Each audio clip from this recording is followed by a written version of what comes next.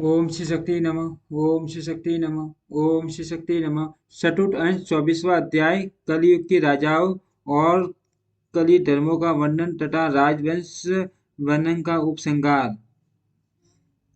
श्री पराशर जी बोले, बरड धर धरत वंश का रिपुंजय नामक जो अंतिम राजा होगा उसका शुनिक नामक एक मंत्री होगा। वह अपने स्वामी रिपुंजय को मारकर अपने पुत्र पदोदय तक का राज्याभिषेक करेगा। उसका पुत्र बलाक होगा। बलाक का विशाख युग का जनक का नंदीवर्धन तथा नंदीवर्धन का पुत्र नंदी होगा। ये 5 प्रद्योत वंशीय नरपट्टी गण 138 वर्ष पृथ्वी का पालन करेंगे। नंदी का पुत्र शिशुनाभ होगा। शिशुनाभ का काकवन का सेम धर्मा का सतौजा का विदिशार का अजात शत्रु का अर्बक का उदयन का नंदीवर्धन और नंदीवर्धन का पुत्र महानंदी ये शिशु नाभ वंशीय नरपति गण 362 वर्ष पृथ्वी का शासन करेंगे। माँ नंदी के सुभद्रा के गर्भ से उत्पन्न माँ पंच नामक नंद दूसरे परशुराम के समान संपूर्ण सत्यों का नाश करने वाला होगा। तब से शूद्र जातीय राजा राज्य करेंगे। राजा माँ पंच संपूर्ण पृथ्वी का एकत्र और अनुलंघित राज्य शासन करेगा। उसके सुमाली आदि 8 पुत्र होंगे जो माँ पंच के पीछे पृथ्वी का राज्य भोगेंगे। माँ पंच और उसके पुत्र 100 वर्ष तक पृथ्वी का शासन करेंगे। तदनंतर इन नवों नंदी को कौटिल्य नामक एक ब्राह्मण नष्ट करेगा। उनका अंत होने पर मौर्य नरपति गण पृथ्वी को भोगेंगे। कौटिल्य ही मुरा नाम की दासी से नंद द्वारा उत्पन्न हुए चंद्रगुप्त को राज्याभिषिक्त करेगा। चंद्रगुप्त का पुत्र बिंदुसार का अशोकवर्धन का सुयसा का दशरथ का संयुक्त का शालीशुक का सोम शर्मा का शतधन्वा तथा शतधन्वा का पुत्र भरत होगा। इस प्रकार 173 वर्ष तक ये 10 मौर्य वंशी राजा राज्य करेंगे। इनके अनंतर पृथ्वी में 10 शुंग वंशीय राजा गण होंगे। उनमें पहला पुष्यमित्र नामक सेनापति अपने स्वामी को मारकर स्वयं राज्य करेगा। उसका पुत्र अग्निमित्र होगा। अग्निमित्र का पुत्र सुयेष्ट का वसुमित्र का उडंग का पुलिकंडक का घोष वसु का वज्रमित्र का भागवत और भागवत का पुत्र देवभूति होगा। ये शुंग नरेश 112 वर्ष पृथ्वी का भोग करेंगे। इसके अनंतर ये पृथ्वी कर्ण भूपालों के अधिकार में चली जाएगी। शुंग वंशी अति व्यसनशील राजा देवभूति को कर्ण वंशीय वसुदेव नामक उसका मंत्री मारकर स्वयं राज्य भोगेगा। उसका पुत्र भूमित्र का नारायण तथा नारायण का पुत्र सुशर्मा होगा। ये 4 काण्व भूपति गण 45 वर्ष पृथ्वी के अधिपति रहेंगे। कण्व वंशीय सुशर्मा को उसका बलि पुष्पक नाम वाला आंध्र जातीय सेवक मारकर स्वयं पृथ्वी का भोग करेगा। उसके पीछे उसका भाई कृष्ण पृथ्वी का स्वामी होगा। उसका पुत्र शांतकर्णी होगा। शांतकर्णी का पुत्र पुनोत्संग का सातकर्णी का लंबोदर का पिलक का मेघस्वाति का पटुमान का अरिष्टकर्मा का हलाल का पललक का पुलिनन सेन का सुंदर का सात कन्नी दूसरा सात कन्नी का शीर्षवाती का गोमती पुत्र अलीमान का शांत करने का शिवश्रित का शीर्षस्कंद का यज्ञश्री का दिविजयज्ञ का संतश्री तथा संतश्री का पुत्र पुलोमासी होगा। इस प्रकार ये 30 आंध्र भूटिया राजागण 456 वर्ष पृथ्वी को भोगेंगे। इसके इसके इनके पीछे 60 आबिर और 10 गद्दबी जल राजा होंगे। फिर 16 शक राजा होंगे। उनके पीछे 8 ये यमन 14 तुर्क 13 मुंड गुरुंड और 11 मौन जातीय राजा लोग 1090 वर्ष पृथ्वी का शासन करेंगे। इनमें से भी 11 मौन राजा पृथ्वी को 300 वर्ष तक भोगेंगे। इनके उछीन होने पर कैंकिल नामक यवन जातीय अभिषेक रहित राजा होंगे। उनका वंशधर विंध्य शक्ति होगा। विंध्य शक्ति का पुत्र पुरंजय होगा। पुरंजय का रामचंद्र का धर्मवर्मा का वंग का नंदन तथा नंदन का पुत्र सुनंदी होगा। सुनंदी के नंदी यशा शुक्र और परवीर ये 3 भाई होंगे। ये सब 106 वर्ष राज्य करेंगे। इसके पीछे 13 इनके वंश के और 3 ब्राह्मण राजा होंगे। उनके बाद 13 पुष्पमित्र और पटुमित्र आदि तथा 7 आंध्र मांडलिक भूपति गण होंगे तथा 9 राजा कर्मश कौशल देश में राज्य करेंगे। निषद देश के स्वामी भी यही होंगे। मगध देश में विश्व स्पष्टिक नामक राजा अन्य वनों को प्रमोट करेगा। यह कैवट वटु पुलिंद और ब्राह्मणों को राज्य में नियुक्त करेगा। संपूर्ण क्षत्रिय जाति को उसीन कर पंचावर्ती पुरी में नागगण तथा गंगा के निकटवर्ती प्रयाग और गया में मागध और गुप्त राज्य लोग राज्य भोग करेंगे। कौशल आंध्र पुंडु त्रामलिप्त और समुद्र तटवर्तिनी पुरी की देवरक्षित नामक एक राजा रक्षा करेगा। कलिंग माहिष महेंद्र और भौम आदि देशों को गु नरेश भोगेंगे। नैषद नैमिषक और कालकोशक आदि जनपदों को मणि धान्य वंशीय राजा भोगेंगे।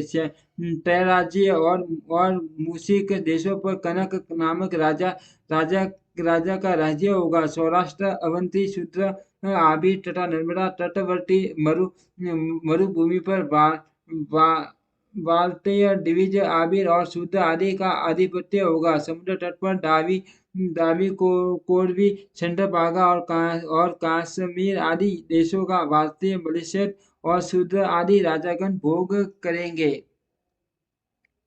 ये संपूर्ण राजा लोग पृथ्वी में एक ही समय में होंगे। ये थोड़ी प्रसन्नता वाले, अत्यंत क्रोधी, सर्वदा अधर्म और मिथ्या भाषण में रुचि रखने वाले, स्त्री बालक और गौओं की हत्या करने वाले, पर धन हड़प में रुचि रखने वाले, अल्प शक्ति तम प्रधान उत्थान के साथ ही पतनशील, अल्पायु, मैठी कामना वाले, अल्प पुण्य और अत्यंत लोभी होंगे। ये संपूर्ण देशों को परस्पर मिला देंगे तथा उन राजाओं के आश्रय से ही बलवान और उन्हीं के स्वभाव का अनुकरण करने वाले मलेच्छ तथा आर्य विपरीत आचरण करते हुए सारी प्रजा को भ्रष्ट कर देंगे।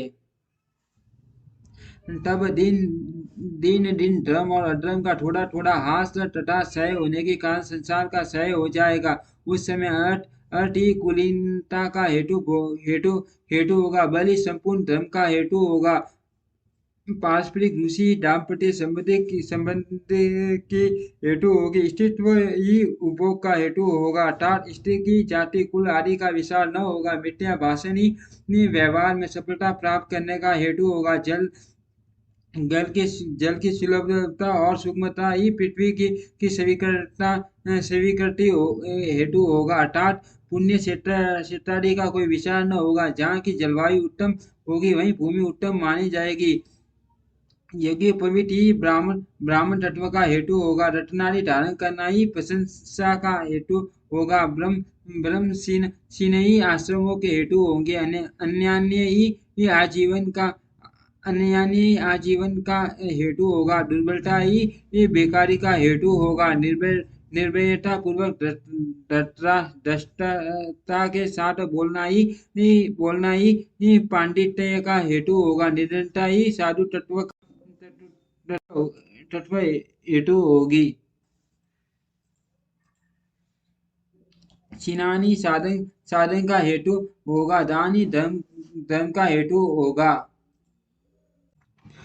अन्यायी आजीविका का हेतु होगा। दुर्बलता ही बेकारी का हेतु होगा। निर्भयता पूर्वक दृष्टा के साथ बोलना ही पांडित्य तय का हेतु होगा। निर्धनता ही साधु तत्व का हेतु होगी। स्नानी साधन का हेतु होगा। दान ही धर्म धर्म का हेतु होगा। स्वीकार कर लेना ही विवाह का हेतु होगा। अर्थात संस्कार आदि की अपेक्षा न पारस्परिक स्नेह बंधन से ही दाम्पत्य संपन्न स्थापित हो जाएगा। भली प्रकार बंद ठंग कर रहने वाला ही सुपात्र समझा जाएगा। दूर देश का जल जल ही टिटोडक्टव का हेतु होगा तथा तथा संस वेश धारण ही गौरव का कारण होगा। इस प्रकार पृथ्वी मंडल में विविध दोषों के फैल जाने से सभी वर्णों में जो जो बलवान होगा वही राजा बन बैठेगा। इस प्रकार अति लोलुप राजाओं के कर भार को सहन न कर सकने के कारण कारण प्रजा पर्वत कंडराओं का आश्रय लेगी तथा मधु शाक मूल फल पत्र और पुष्प आदि खाकर दिन काटेगी। वृक्षों के पत्र और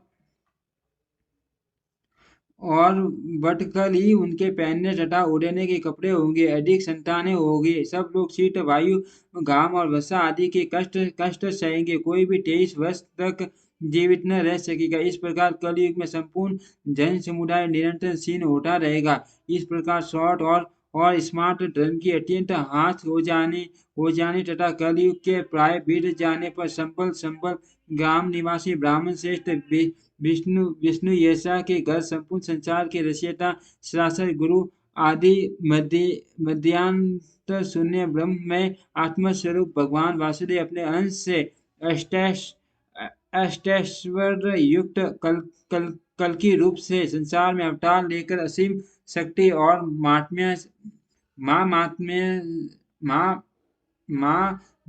से संपन्न हो सकल मलेश्वर दसी दुष्टाचारी तथा दुष्ट शीटों का सह करेंगे और समस्त प्रजा को अपने अपने धर्म में नियुक्त करेंगे। इसके पश्चात समस्त कलयुग के समाप्त हो जाने पर रात्रि के अंत में जागे हुए वो को सम्मान तत्कालीन लोगों की बुद्धि स्पष्टिक मणि के सम्मान निर्मल हो जाएगी। उन बीज भूत समस्त मनुष्यों से उनकी अधिक अवस्था होने पर भी उस समय संतान उत्पन्न हो सकेगी। उनकी वे संतान सतयुग के ही धर्मों का अनुसरण करने वाली होगी। इस विषय में ऐसा कहा जाता है कि जिस समय चंद्रमा सूर्य और बृहस्पति पुष्पीय नक्षत्र में स्थित होकर एक राशि पर एक साथ आवेंगे उसी समय सतयुग का आरंभ हो जाएगा। हे मुनि श्रेष्ठ, तुमसे मैंने ये समस्त वंशों के भूत भविष्य और वर्तमान संपूर्ण राजाओं का वर्णन कर दिया। परीक्षित के जन्म से नंद के अभिषेक तक 1050 वर्ष का समय जाना चाहिए। सप्त ऋषियों में जो पुलस्त्य और कटु 2 नक्षत्र आकाश में पहले दिखाई देते हैं उनके बीच में रात्रि के समय दक्षिणोत्तर रेखा पर समदेश में स्थित अश्विन आदि नक्षत्र हैं। उनमें से प्रत्येक नक्षत्र पर सप्त ऋषिगण 100 वर्ष रहते हैं। हे द्विजोत्तम परीक्षित के समय में वे सप्त ऋषिगण मगान सत्र पर थे। उसी समय 1200 वर्ष परमाणु वाला कलयुग आरंभ हुआ था। हे द्विज, जिस समय भगवान विष्णु के अंशावतार भगवान वासुदेव निज धाम को पधारे थे उसी समय पृथ्वी पर कलयुग का आगमन हुआ था। जब तक भगवान अपने चरण कमलों से इस पृथ्वी का स्पर्श करते रहे तब तक पृथ्वी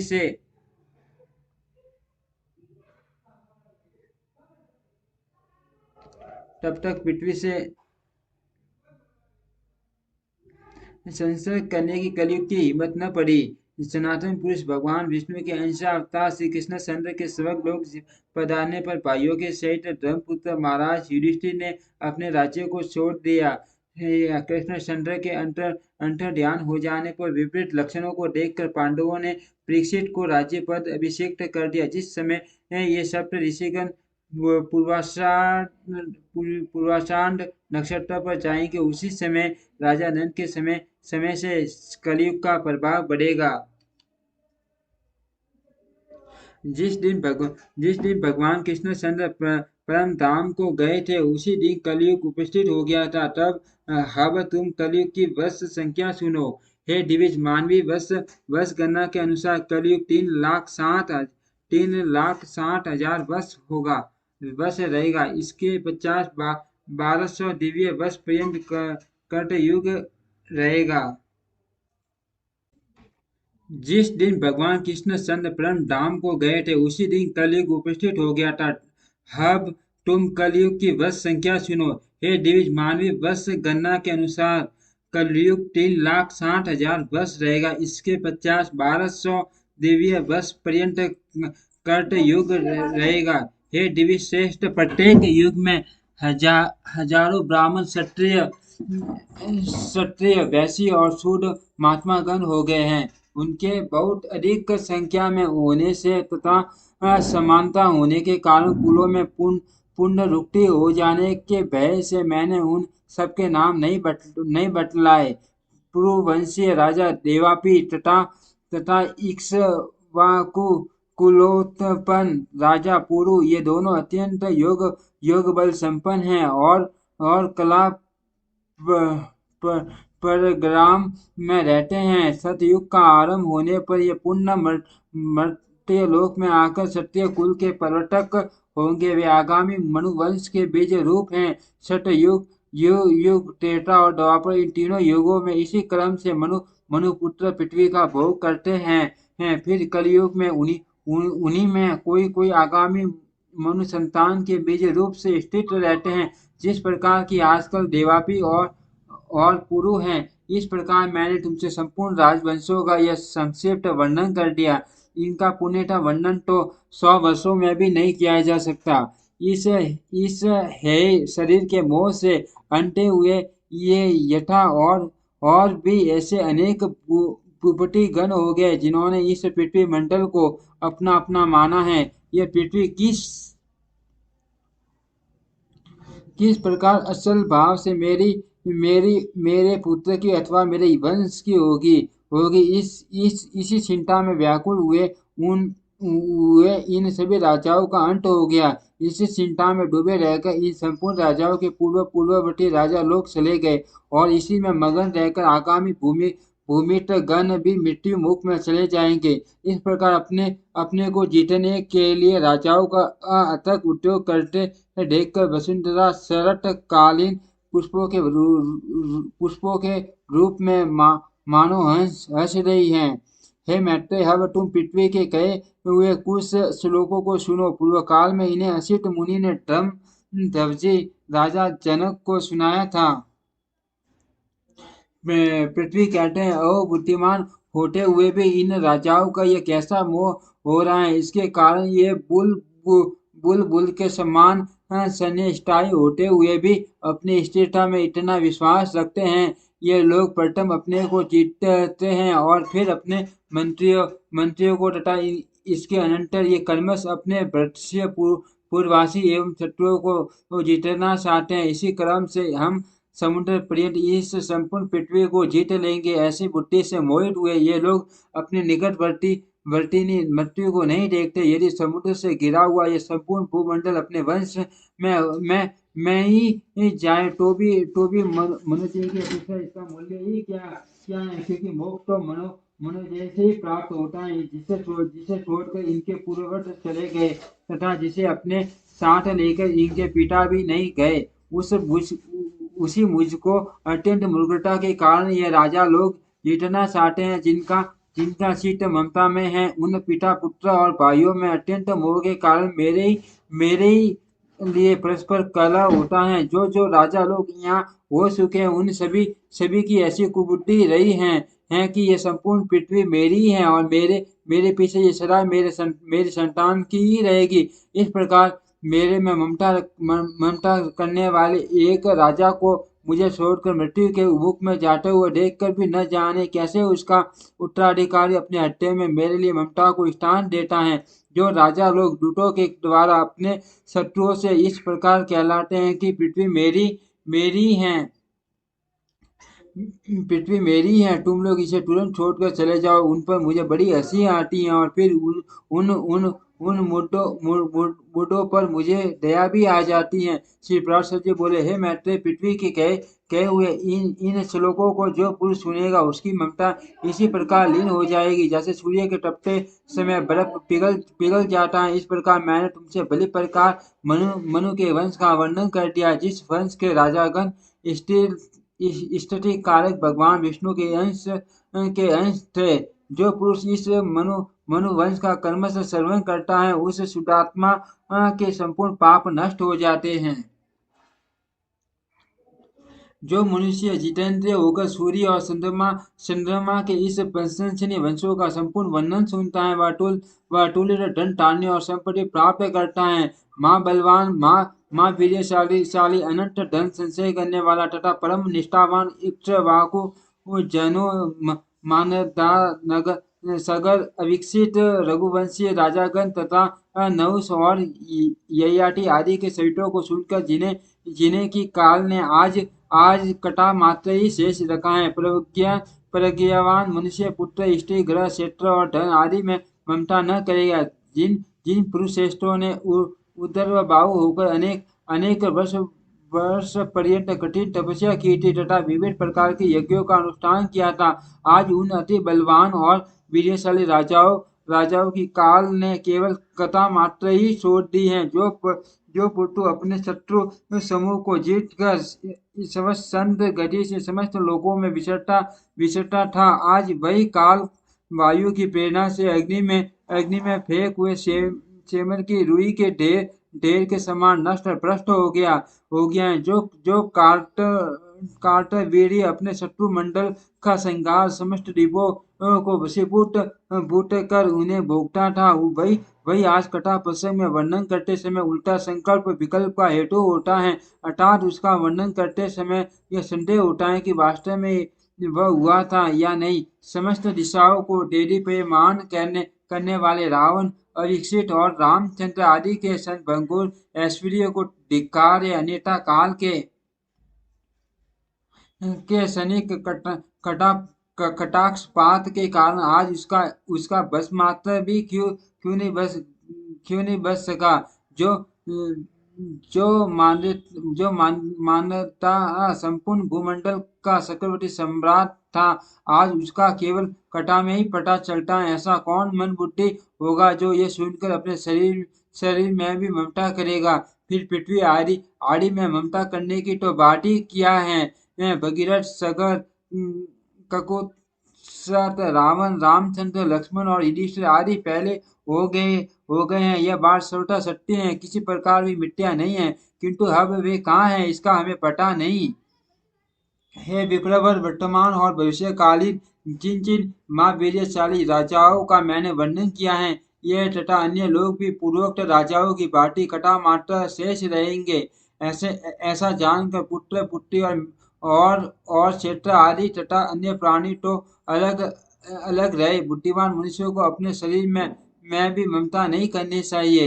इति श्री विष्णु पुराणे चतुर्ंशे चतुर्विंशो अध्यायम् इति श्री पराशर मुनि विरचिते श्री विष्णु पुराणत्व निर्णायके श्रीमती विष्णु महापुराणे चतुर्थ अंश समाप्त। ओम श्री शक्ति नमः। ओम श्री शक्ति नमः। ओम श्री शक्ति नमः।